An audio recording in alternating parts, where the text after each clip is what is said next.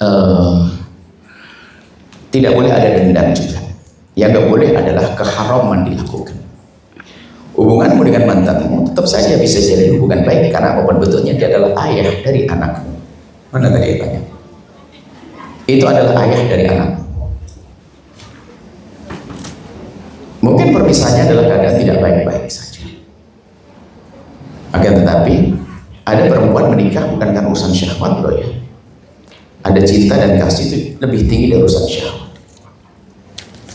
Artinya kalau memang ada di hatimu rasa kasihan dan apalagi dia sudah dalam keadaan semacam ini, kalau seandainya menikah lagi dengan dia, ya nggak ada masalah.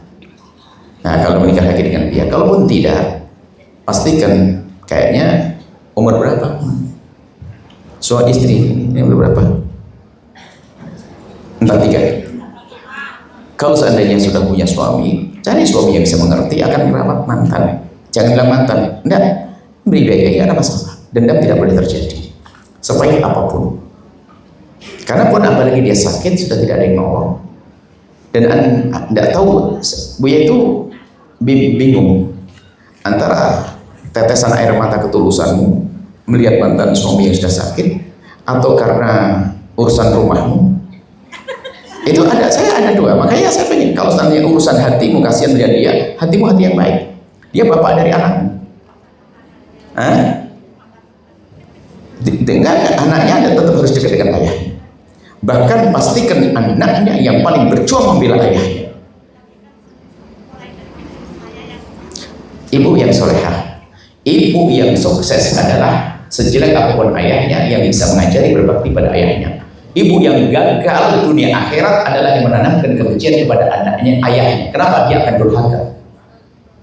Kalau anak Anda durhaka, Anda percuma didik anak. Hati-hati. Biasanya urusan perceraian itu permasalahannya di situ. Memang mungkin suami jahat, tetap katakan pada sayang, anakku sayang, ayahmu tetap ayahmu.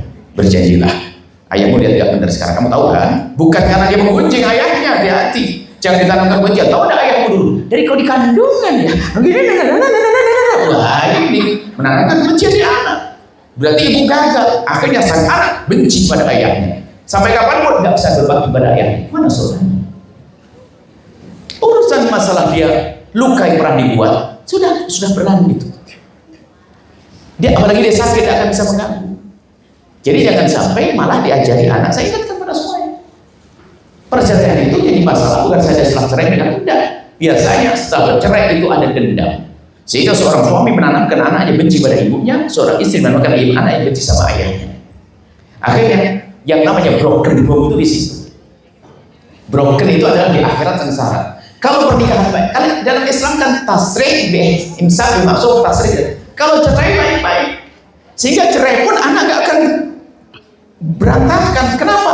Anak ngerti, saya tetap berbakti pada ayahku. Ayahku, ibuku memang sudah tidak bisa bertemu, tapi ayahku tetap ayahku, ibuku tetap ayahku. Itu. Sebagai seorang istri gak akan dirong-rong, hartamu sudah sendiri, urusan masing-masing. Tapi jangan sampai diajari anaknya sampai kapanpun dia pun tidak merawat. Kalau memang ayahnya tidak merawat, untuk alhamdulillah aku bisa merawat. Kan pahala semuanya. Jangan jadikan bahan keluh kesal sepanjang masa. Rugi, sudah capek, anak durhaka. Karena enak jadinya. Coba lagi. Suami, anakku kau rawat ayahmu. Umi akan hidup di tempatnya sendiri. Anaknya ada berapa? Ada 2, satu dengan Anda, satu biar rawat ayahnya. Selesai. Jangan ada dendam. Dia tetap ayahnya sampai kapanpun. Kalau anak Anda durhaka pada ayahnya, Anda didik percuma. Anda suruh umrah bolak-balik durhaka sama ayahnya. Cuma cara buktinya bukan harus Anda menikah dengan dia, betul. Tapi luar biasa, anak ayahnya tidak pernah merawat, kok bisa berbuat baik? Sebab wajibnya berbakti seorang anak kepada ayahnya bukan di saat ayahnya baik saja, termasuk di saat ayahnya tidak baik. Bahkan lebih dahsyat lagi, di saat ayahnya tidak baik, kok Anda bisa berbakti? Itu jangan diajari anak durhaka, ibu yang soleh. Semoga dapat suami yang baik habis. Hati lapang, anak soleh, soleha. Anak bisa merawat mantan, gak apa-apa. Siapkan hati. Kalau berapa sih biaya makan sehari? Dahsyat banget. Anda dizolimi, Anda disakiti. Ujung-ujungnya Anda yang merawat dia dengan cara tidak langsung melalui anak Anda. ini perempuan bidadari di atas bumi ini, kan gitu. Tapi kalau ngajak anak musuhan, masya Allah, suruh ngapal Quran anaknya, jadi kiai musuhan sama bapaknya, nggak ada.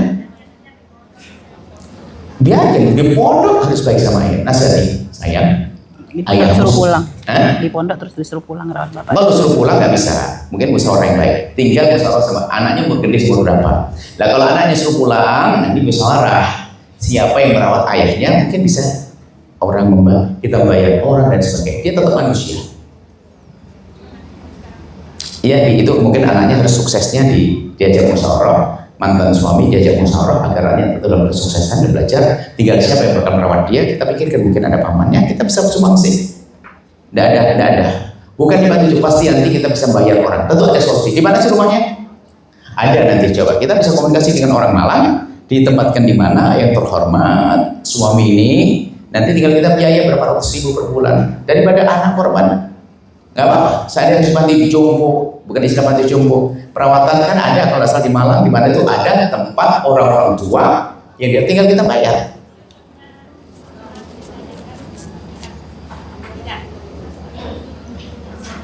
Saudara nggak mau, ini biarkan saudara nggak mau, tapi Anda mau merawat dia dengan cara namanya dicarikan nanti tempat bayar 300.000, 200.000 per bulan, tapi nanti anak Anda punya baik. Yang jelas ajari anak-anak Anda untuk tetap berbakti sambil ngurusi mantan suami, untuk menikah juga nggak mungkin. Silakan apa-apa. Yang penting jangan suburkan dendam di anak kepada orang tua. Anda akan rugi mendidik ayah apapun kalau tiba-tiba sang anak mendendam sama ayahnya. Cukup insya Allah yang baik. Setelah Anda menyaksikan video ini, jangan lupa berselawat kepada baginda Nabi Muhammad sallallahu alaihi wa alihi wasallam.